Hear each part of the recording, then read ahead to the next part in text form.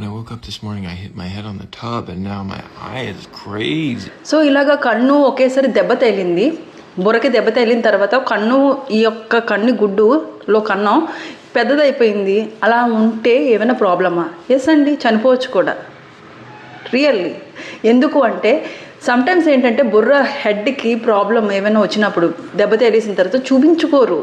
తర్వాత పొద్దున్న లేచి చూసిన తర్వాత అయినా కొంతసేపు నాకు అయితే ఒక కన్ను ఏమైనా రెండు కళ్ళైనా ఇలా డైలెట్ అయి ఉండొచ్చు. అప్పుడు ఏంటవుతుంది అంటే బ్రెయిన్లోని ప్రెషర్ ఎక్కువైపోయి ఇక్కడ ఒక నరం సప్లై చేస్తుంది ఐకి, ఆక్యులోమోటార్ నర్వ్ అని, దాని మీద ప్రెషర్ అప్లై అవుతున్నది. సో అది పనిచేయడం మానేస్తుంది. అప్పుడు ఇలాగా పెద్దది అయిపోవచ్చు అన్నమాట.